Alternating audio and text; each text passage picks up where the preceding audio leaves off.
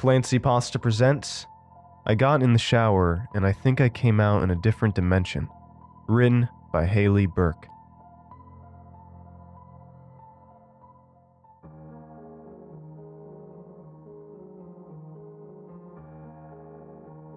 My first hint was when I stepped out of the shower and my mom's box of hair dye wasn't on the counter anymore. I was sure it had been there before I got in. I always locked the bathroom door, so she couldn't have come in to get it. Why would she, anyway? I chalked it up to me not remembering things correctly, and forgot about it as I dried off and got dressed. I opened the cupboard under the counter and frowned. My blow dryer, which I could swear used to be black, was now red and a completely different brand. The black one was nowhere to be found. Now I was convinced someone had somehow snuck into the bathroom while I was in the shower. This made me uncomfortable, but I was also relieved to know there was an explanation to whatever was happening. I skipped the blow dryer, instead wrapping a towel around my hair and headed to the kitchen to make something to eat. My eyes widened in surprise when I saw a man sitting at the kitchen table, until I realized it was my dad. His beard was gone, which was weird, considering I'd never seen my dad without his trademark long, well-kept beard, ever. "Hey, sweetie," he said. He sounded almost sad, but he still didn't look up from his phone. "Morning," I said. I looked at him for a few more moments before shrugging and walking to the cupboard.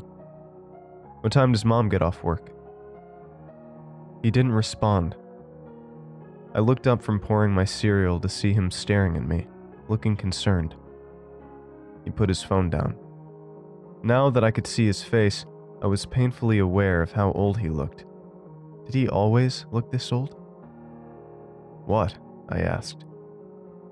"Are you feeling okay, Kara?" He stood up from the table and started towards me. Yeah," I said, confused. "Why?" He put his hand on my forehead and I stepped back, starting to get frustrated. "What are you doing? I just want to know what time she'll be home." "You don't have a fever. Did you hit your head?" "I know I don't have a fever, and no, I didn't hit my head. Will you just tell me what's going on?"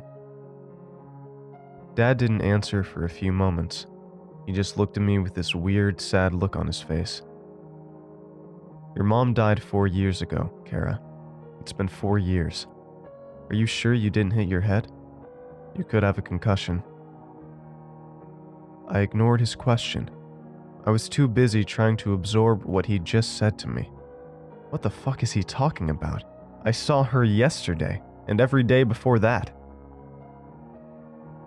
"Kara?" His hand was on my shoulder.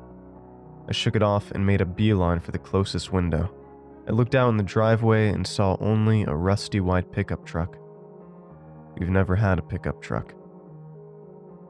"Where's Mom's car, and where's your car? Are you guys playing a prank on me or something? Because I swear this isn't fucking funny." "Watch your language, young lady. You know this isn't a prank." "I don't know what's going on with you," he said. And he had the nerve to sound angry, as if I'd done something wrong. "Maybe you should go to your room and cool down a bit." I stared at him in disbelief before storming off to my room, slamming the door and locking it behind me. I turned on my phone and scrolled through the messages. Adam, Sierra, Rose, Dad, Maria. The messages between my mom and I were gone. I've been in here for hours now. I've searched every one of my family members' social medias. I went back 4 years like my dad said, and saw people telling me and Dad that we were in their thoughts and prayers. Hell of a lot that does. Another thing I noticed was the date of those posts. March 24th, 2016. 4 years ago, today. I don't know what's going on. The only thing I can come up with is that I've somehow crossed into a different dimension or something. I don't know how I got here, and I don't know how to get back, but if any of you know how, please tell me. I miss my mom.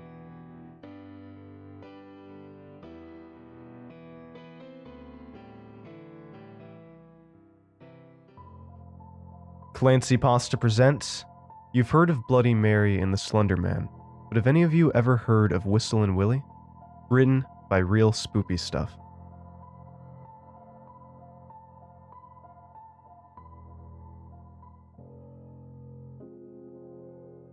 There's an urban legend in my small town about a man named Whistlin Willy Cochran.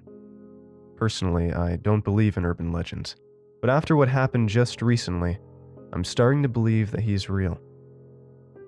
Some of the darker townsfolk, probably some kids from the high school, created a poem about Whistlin Willy.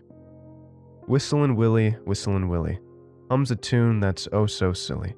He was walking along an interstate, whistling drunk and out too late, when out of nowhere came a car, whose driver was too drunk by far, and hit old Willie, killed him dead. 2 broken legs, a bashed-in head, and the driver didn't help, just fled. 1 week later, on the day, the driver was sleeping away, when whistling started soft as cotton, a stench that was both dead and rotten. And on Willie's final whistling note, he slit the driver's veiny throat. So if you ever drink and drive, but somehow make it home alive, don't fall asleep, don't close an eye, 'cause Willie will make sure you die. Sounds like a load of horseshit, doesn't it? Let me give you some backstory. Willie Cochran was real.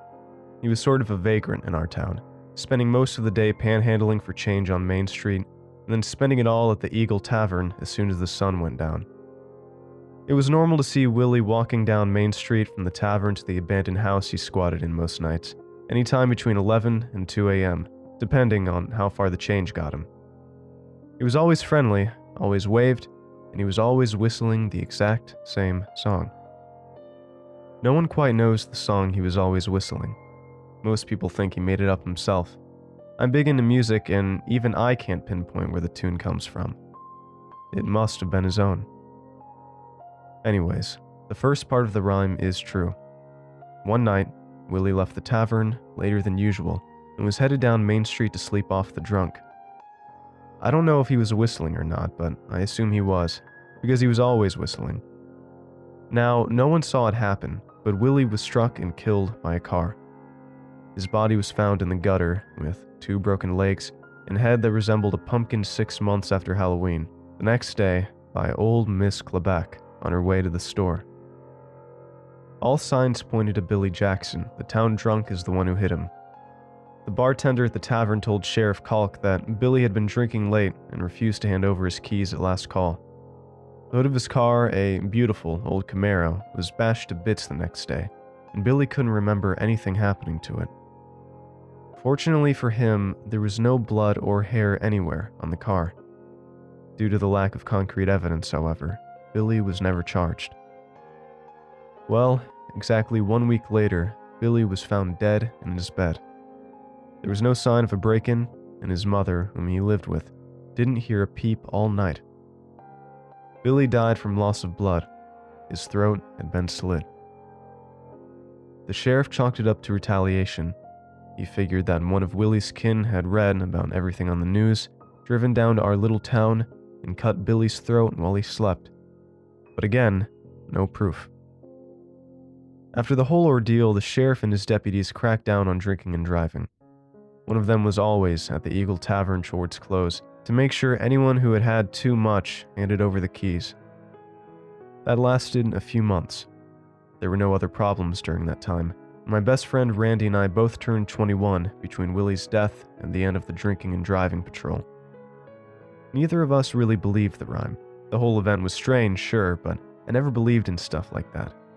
Until last week. Randy and I went down to the tavern 2 Saturdays ago. We were celebrating the end of the semester, and both of us got proper drunk. Randy, being the idiot that he is, decided to drive home.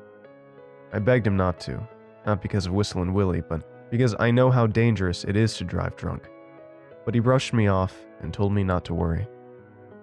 He texted me that night when he made it home safe, and everything seemed fine. 1 week later, in the early hours of Sunday, Billy's father found him dead in bed with his throat slit. The sheriff urged him to keep it under wraps for the time being, until they had time to find a suspect, but they have made no headway so far. Now normally, I still wouldn't believe in Whistlin Willy Cochran. I don't believe in the Boogeyman, or Bloody Mary, or the Black Dog. But something else happened the night that Randy was murdered. He butt-dialed me. He must have rolled over on his phone because, according to his father, they found Randy's phone underneath him when the coroner wheeled him away. On that voicemail, so faint that I could barely hear it, someone was whistling a tune. Not just any tune. Willy's tune.